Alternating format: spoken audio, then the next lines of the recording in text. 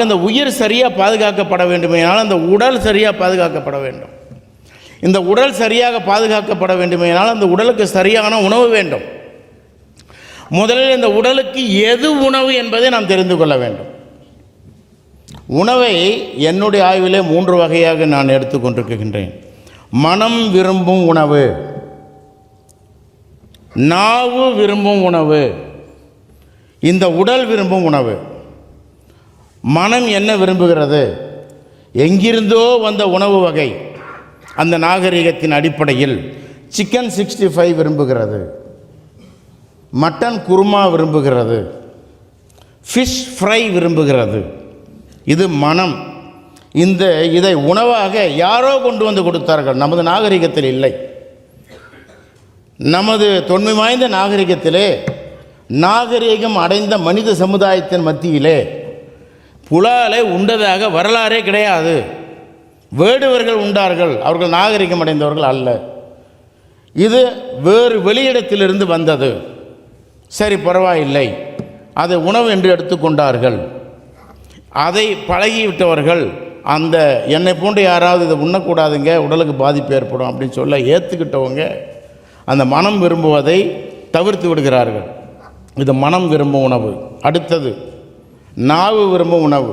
நேற்று வரை எதையோ உண்டோமே, அந்த சுவை வேண்டும் என்று விரும்புவது இந்த நாவு. இந்த இடத்துல நீங்கள் ஒன்று தெரிஞ்சுக்கணும். அது ஆடாக இருக்கட்டும், மாடாக இருக்கட்டும், கோழியாக இருக்கட்டும், மீனாக இருக்கட்டும், எதுவாக இருந்தாலும் சரி, அது மிக மிக துர்நாற்றம் உள்ளது, துர்மணம் உள்ளது. அதை நம்ம முதல்ல தெரிஞ்சுக்கிடணும்.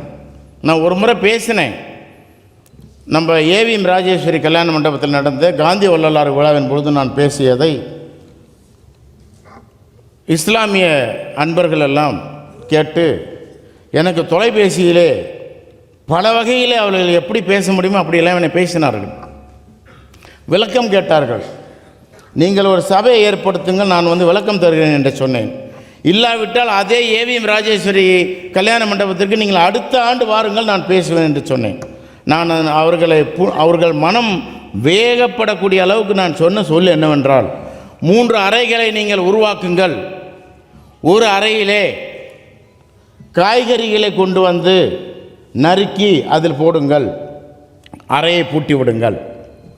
மற்றொரு அறையிலே கழிவறையில் இருக்கக்கூடிய கழிவுகளை கொண்டு வந்து போடுங்கள், அந்த அறையை பூட்டி விடுங்கள். 3வது அறையிலே ஒரு மாமிச கட்டியை கொண்டு வந்து வையுங்கள், அந்த அறையை பூட்டி விடுங்கள்.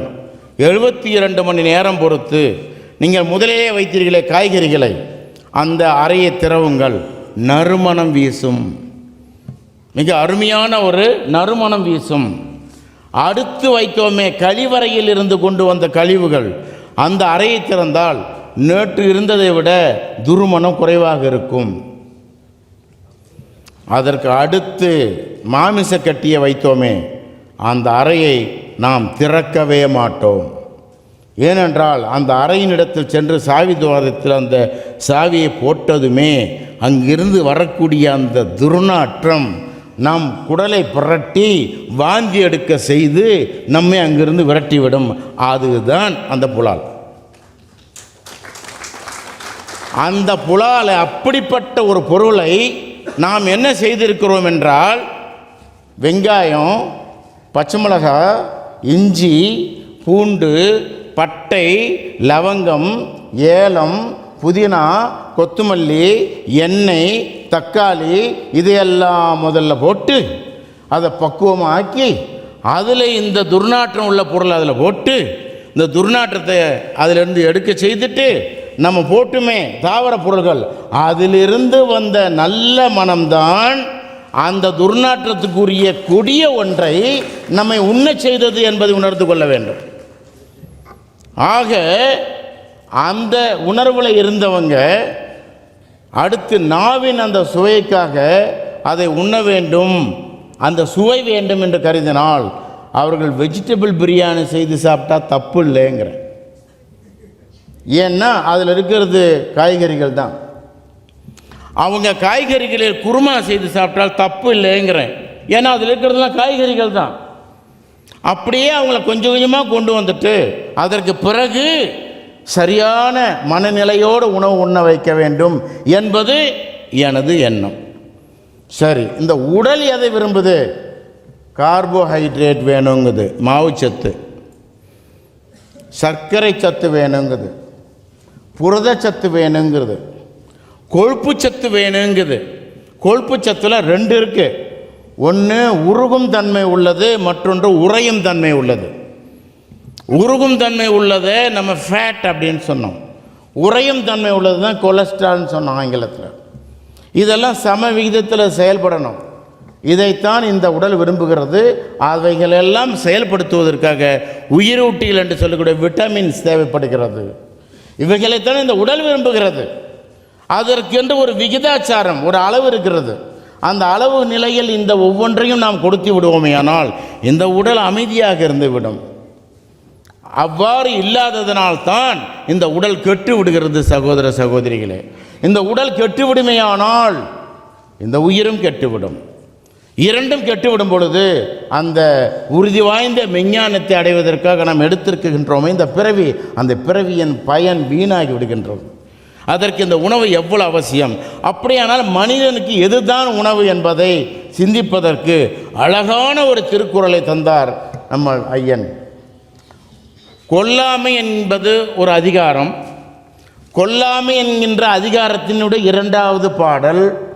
இப்போ கூட அங்கே ஐயா அடிகளார் வந்துட்டு அதை கொஞ்சம் தொட்டு காட்டிட்டு போனாங்க. 2வது பாடல், பகுத்துண்டு பல்லுயிர் ஓம்புதல் நூலோர் தொகுத்தவற்றில் எல்லாம் தலை. இந்த பாடல் வந்திருக்கிறது எதில்? கொல்லாமைங்கிற அதிகாரத்தில். இது விருந்தோம்பல்லையோ அல்லது அன்புடைமையிலையோ பண்புடைமையிலையோ வேறு எதுலேயுமே வரல. வந்தது விருந்தோம்பல்ல வந்திருக்கு. சரியா சொல்றாரு, பகுத்துண்டு பல்லுயிர் ஓம்புதல் நூலோர் தொகுத்தவற்றுள் எல்லாம் தலை. அதுக்கு பரிமேலழகர் என்ன சொல்றாரு தெரியுங்களா? உன்னிடத்தில் சிறிது உணவு இருந்து அதை மற்றவருக்கும் பகிர்ந்து அளித்து நீயும் உண்டால் நீ பல உயிர்களை காப்பாற்றியவனாக ஆகிறாய். இதையே எழுதிய முன்னோர்கள் எல்லாம் முதன்மையாக வைத்து எழுதியிருக்கிறார்கள் என்பதாக பரிமேலழகர் சொல்லுகின்றார். சகோதர சகோதரிகளே, பகுத்து என்பது ஒரு சொல், பகிர்ந்து என்பது வேறொரு சொல். திருவள்ளுவர் சரியான தமிழர். அவர் ஒன்றும் புரியாதவர் அல்ல, இலக்கண தமிழை விளங்காதவர் அல்ல. அவர் பகிர்ந்துண்டு பல்லுயிர் ஓம்புதல் என்று சொல்லியிருக்கலாம். அவர் ஏன் பகுத்துண்டு பல்லுயிர் ஓம்புதல் என்று சொன்னார்? பகுத்து என்றால் ஆய்ந்து என்பது பொருள். உணவு எது என்பதை நீங்கள் ஆய்வு செய்யுங்கள், அதன் பிறகு நீங்கள் அதன்படி உண்பீர்களே, ஆனால் நீங்கள் பல உயிர்களை காப்பாற்றியவர்களாக ஆவீர்கள் என்று சொன்னார். ஆனால் நாம் அதற்கான முனைப்பை நாம் எடுத்தோமே என்றால் யாருமே இல்லை. மேடையில் மட்டும் நாம் எல்லோரும் கைத்தட்டுவதற்காக, நம்மை புகழ்பாடுவதற்காக, பெருமை அடிப்பதற்காக மேடையில் பேசி கொண்டிருக்கிறோம். அன்று தொட்டு இன்று வரை இதற்கு யாராவது முயற்சி செய்தார்களா என்றால் இல்லை. அமெரிக்காக்காரன் முயற்சி செய்தார்கள்.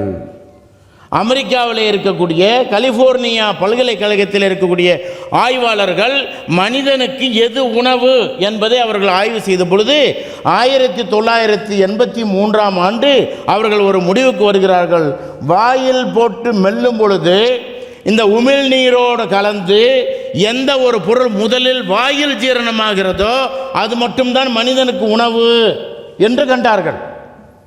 அதற்கு பிறகு அவ்வாறு வாயில் போட்டு மெல்லும் பொழுது இந்த உமிழ்நீரோடு சேர்ந்து ஜீரணப்படுத்தக்கூடிய அந்த பொருள்கள் எவை என்பதை அதற்கு ஒரு ஆய்வுகள் எடுத்துக்கொண்டார்கள். 2 ஆண்டுகளுக்கு பிறகு அந்த ஆய்வுக்கு விடை கிடைத்தது, தாவரங்கள் மட்டும்தான் என்று வந்தது. இது நவீன ஆய்வின் துணிவு.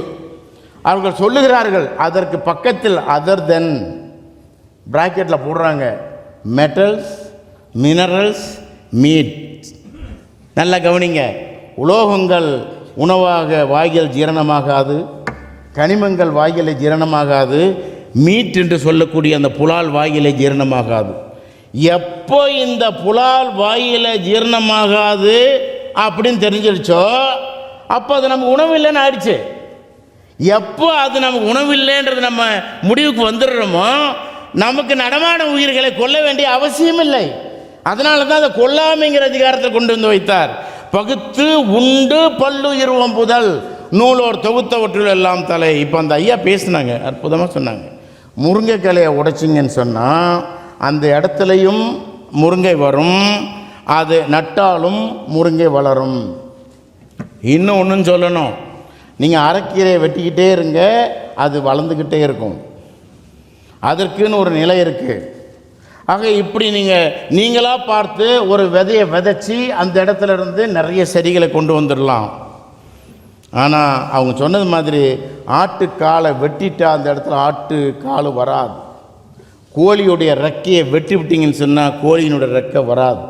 தர்மதீபிகைன்னு ஒரு நூல் சொல்லுது, பெற்ற மகவை பிற வைய கண்டாலும் உற்று துயரம் நீ உணர்ந்துள்ளாய், பற்றி நீ தாயகல குஞ்சுகளை தான் கொன்று தின்கின்றாய், நீ அடைவது என்றோ நினை. நல்லா நினைச்சு பாருங்க.